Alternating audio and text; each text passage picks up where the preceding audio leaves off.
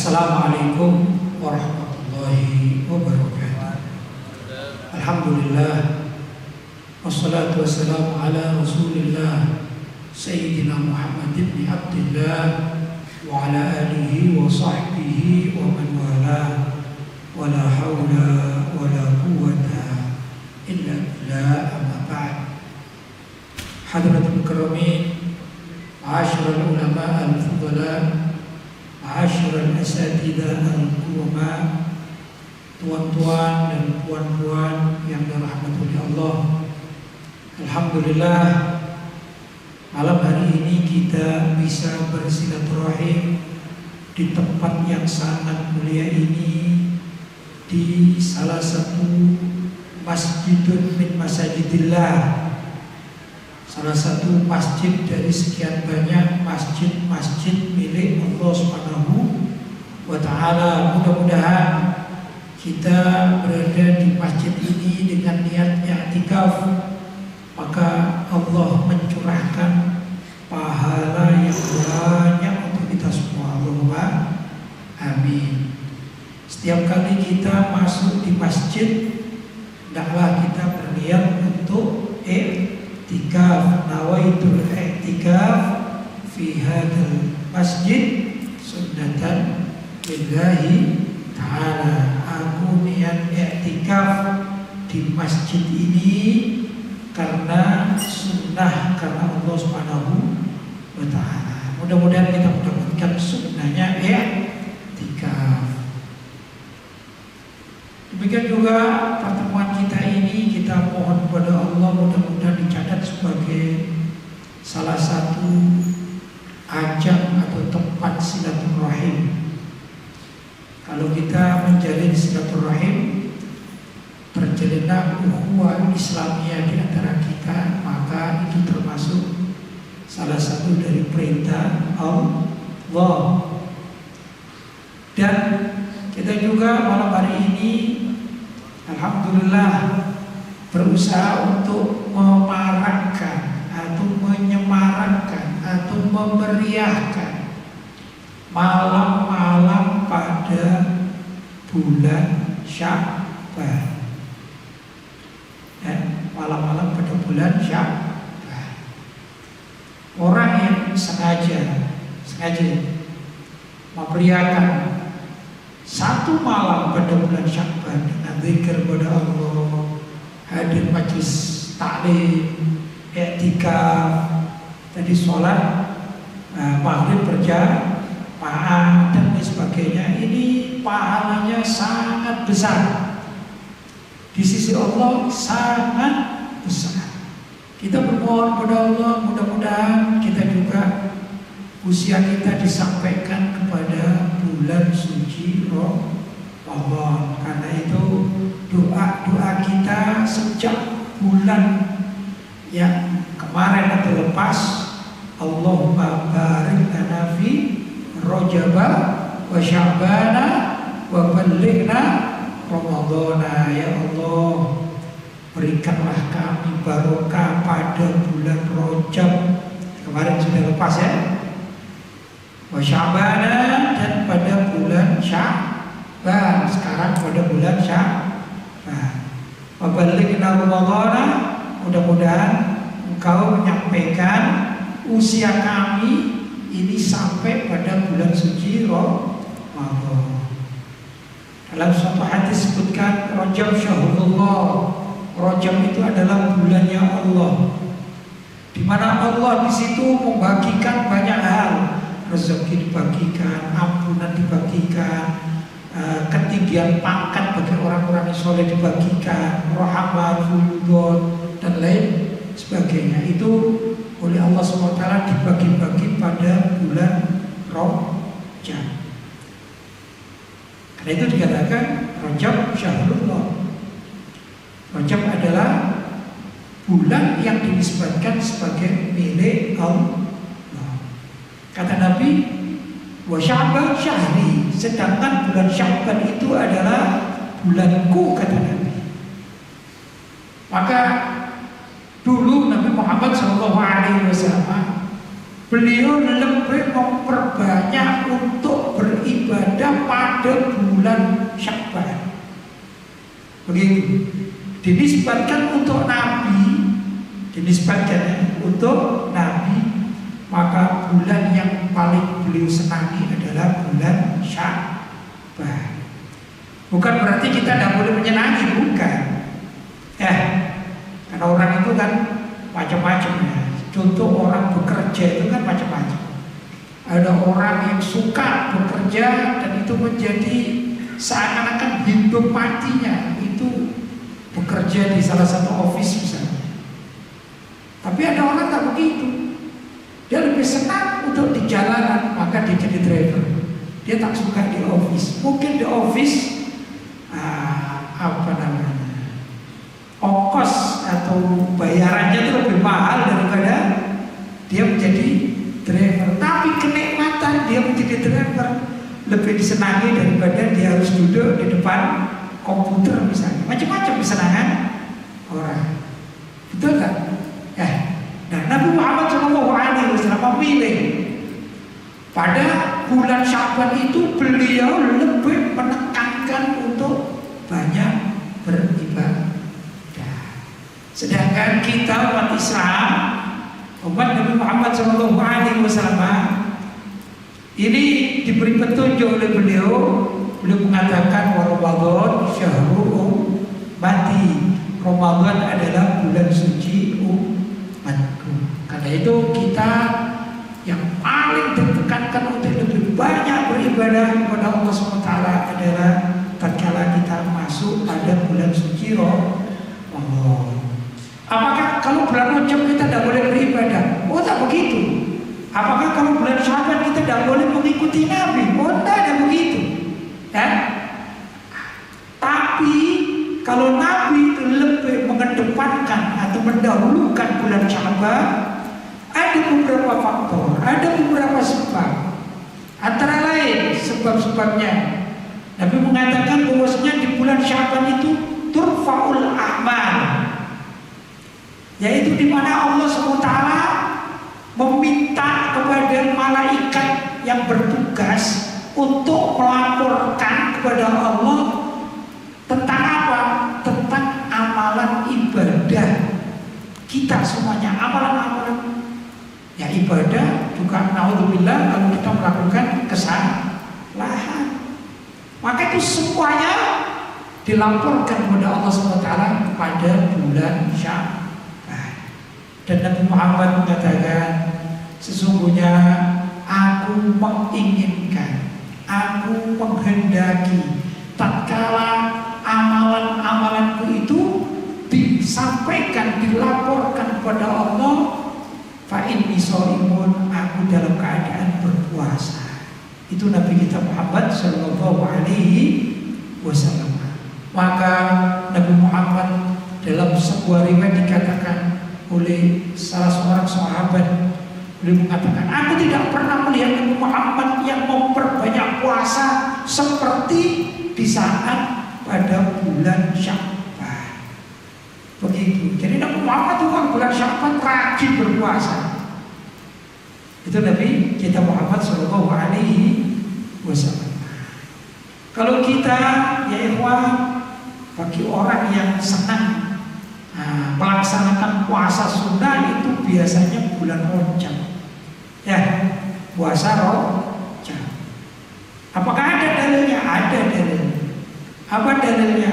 Bahwa Allah itu memuliakan al-ashhurul hurum, bulan-bulan yang dimuliakan oleh Allah SWT. Antara lain adalah bulan Rajab, bulan Dzulqa'dah, bulan Dzulhijjah, antara lainnya. Itu juga disunahkan untuk berpuasa. Dan juga bulan Muharram, tambah bulan Muharram. Apa tadi? Dzulqa'dah, Dzulhijjah dan Muharram. Ini yang berurutan. 3 bulan berurutan. Sedangkan satu yang tidak berurutan namanya al-ashhurul hurum, bulan-bulan yang dimuliakan oleh Allah. Ini adalah bulan Rajab. Begitu. Al-ashhurul hurum, bulan Rajab itu dikatakan bulan yang dimuliakan. Dan di situ ada larangan. Apa yang dilarang? Di dalam bulan Al-Ashhurul Hurum termasuk Rajab. Di dalam ayat Al-Quran dikatakan yas'alunaka 'anil syahril haram qitalun fihi qul qitalun fihi kabir. Mereka orang-orang Arab zaman itu bertanya kepada Nabi Muhammad, apakah boleh orang berperang pada Al-Ashhurul Hurum, bulan-bulan yang dimuliakan oleh Allah, yaitu Rajab, Dzulqa'dah, Dzulhijjah dan Muharram? Maka dijawab dalam Al-Quran, kul qitalun fihi kabir, katakanlah berperang pada bulan-bulan itu dosa. Begitu, ya. Ya ikhwan, walaupun menurut para pendapat para ulama, larangan ini pada akhirnya dicabut oleh Allah SWT pada saat Nabi Muhammad SAW sudah akan wafat, maka larangan perang pada Al-Ashhurul Hurum ini dicabut. Nah, itu menurut sebagian pendapat atau ayat-ayat yang mansukhoh yang dicabut oleh Allah SWT hukumnya. Begitu menurut sebagian pendapat.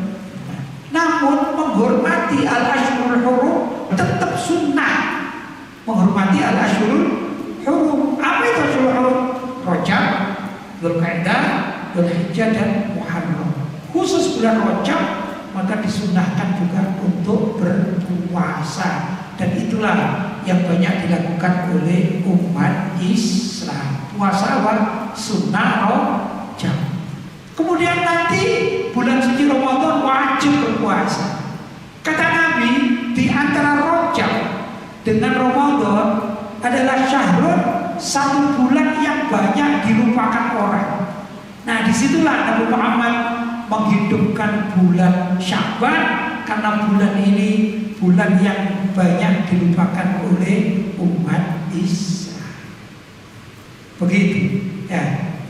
Banyak riwayat yang mengatakan bahwasanya pada salah satu malam yang diyakini yaitu malam nisfu Sya'ban, malam 15, malam ke-14 ya. 14 besoknya 15. Jadi nisfu Sya'ban. Disitulah yang dikatakan turfa'ul amal. Apa itu turfa'ul amal? Malaikat ini mengangkat, melaporkan amal-amal kita semuanya yang baik dan yang buruk, dilaporkan kepada Allah, namanya laporan tahunan. Ya, setiap tahun sekali. Nah, kata Nabi, aku senang sekali andai kata amalanku itu dilaporkan kepada Allah sedangkan aku dalam keadaan berpuasa. Karena itu sunnah juga bagi kita untuk puasa pada nisfu Sya'ban. Ya, nisfu Sya'ban. Kalau kita mampu, kita berpuasa mulai sekarang. Kalau mampu, paling tidak nanti malam nisfu Sya'ban kita sahur, kemudian kita esok harinya berpuasa, sehingga tatkala proses diangkat amal-amal kita ini, kita mengikuti Nabi Sallallahu Alaihi Wasallam yang beliau senang sekali tatkala amalnya itu dilaporkan kepada Allah, namanya laporan tahunan, ya. Beliau dalam keadaan berpuasa.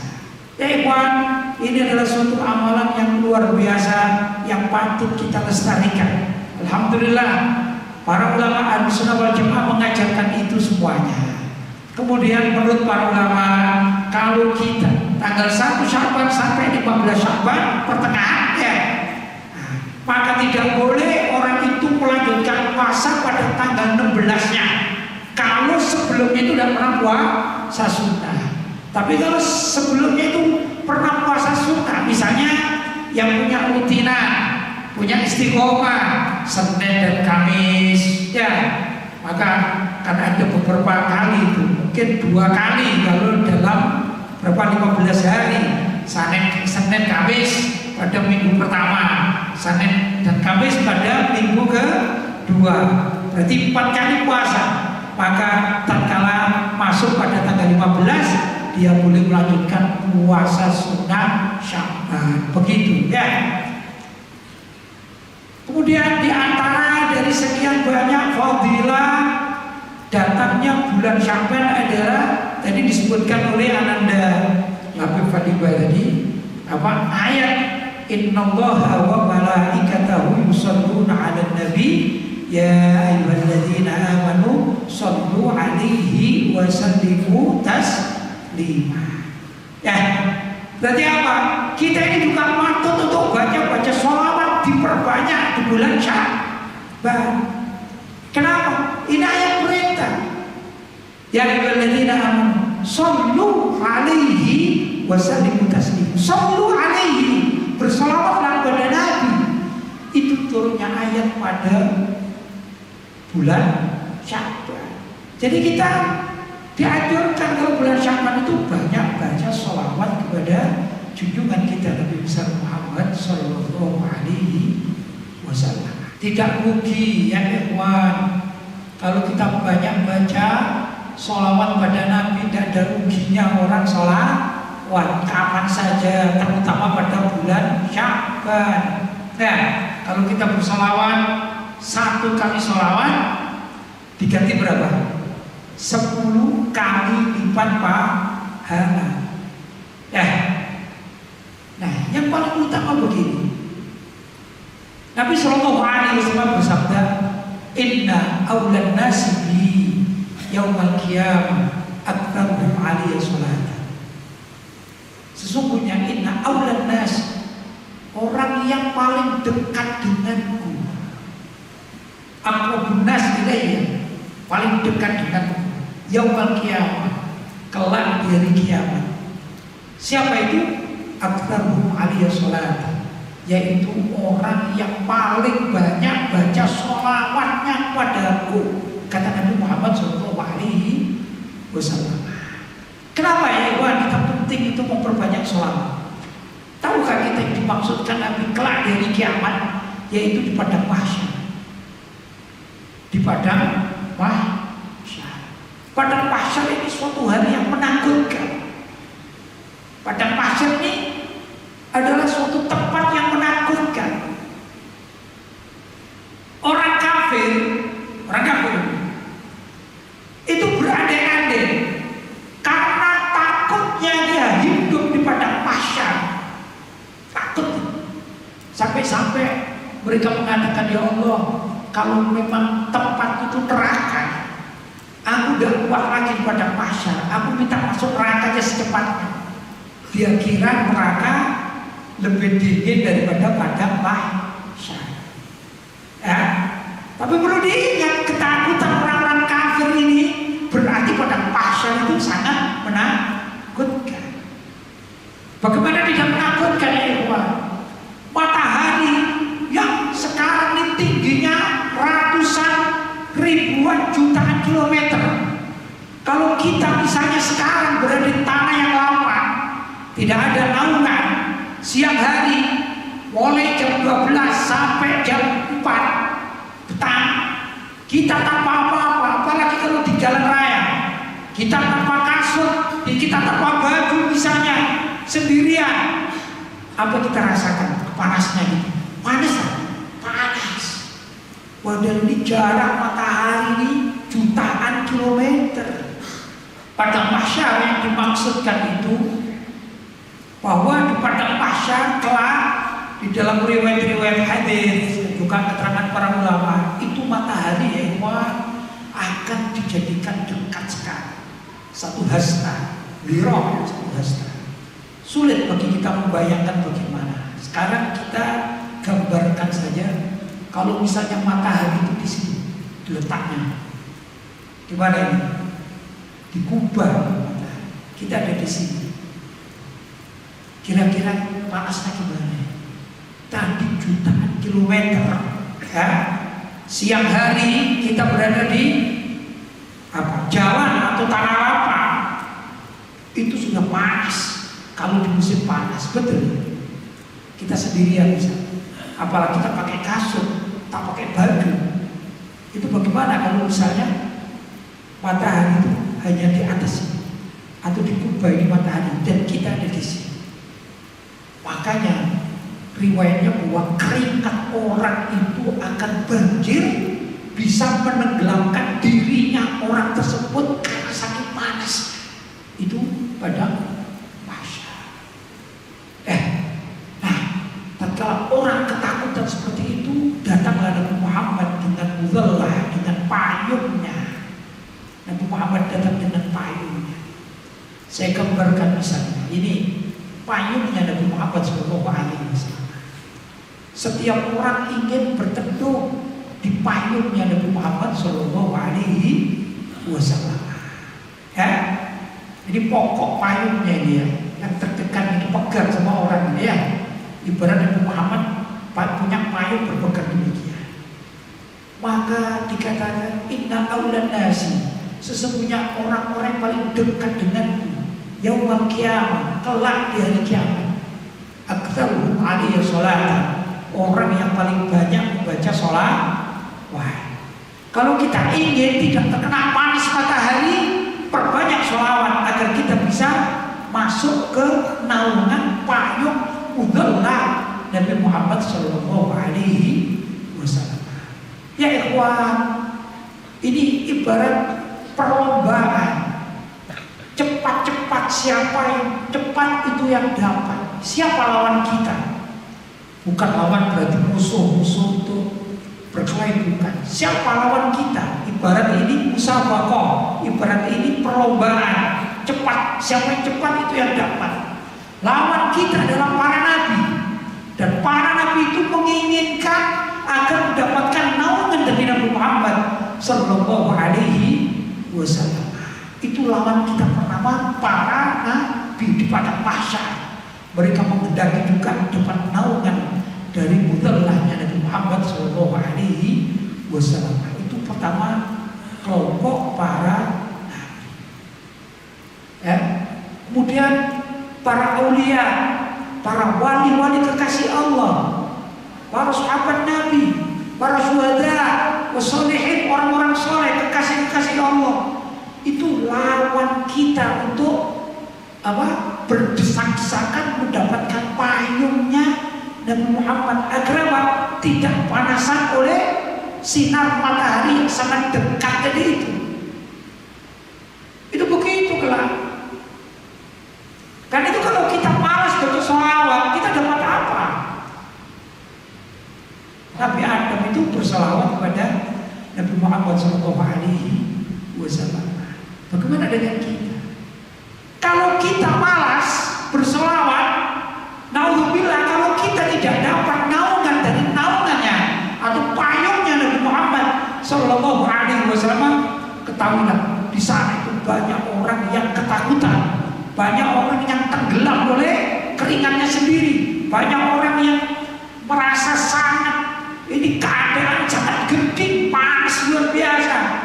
Apakah kita dari salah satu dari mereka, atau kita ingin mendapatkan tempat yang rindang, yang dingin karena ada naungan dari mudhallah atau payungnya Nabi Muhammad Sallallahu Alaihi Wasallam?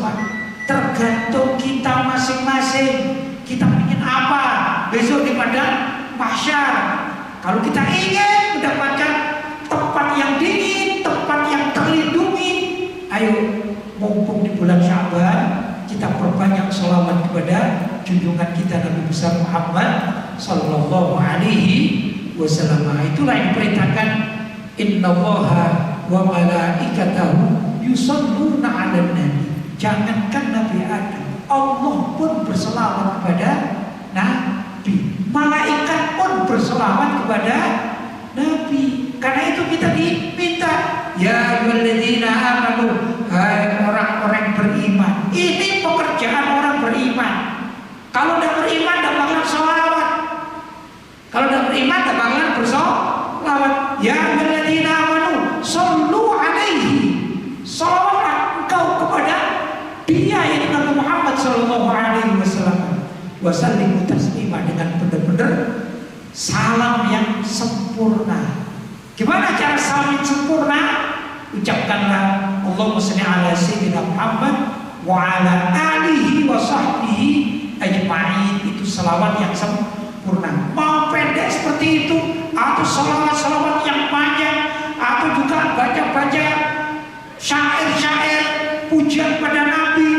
seperti sholawat burda atau juga sholawat dari Maulid Nabi Sallallahu Alaihi Wasallam. Semua ini sifat-sifat sholawat boleh diamalkan oleh kita umat Islam Ahlussunnah wal Jamaah. Kita kadang-kadang hadir Maulid macam-macam, Maulid Taibah, Maulid Habsyi dan lain sebagainya. Ini adalah bentuk sholawat-sholawat yang indah digubah oleh para ulama. Tinggal kita mau mengamalkan atau tidak. Kalau kita rajin hadir majlis Maulid, rajin hadir majlis sholawat, ada sebagian orang ada mengatakan majlis burda, ini adalah suatu hal yang sangat positif. Karena apa?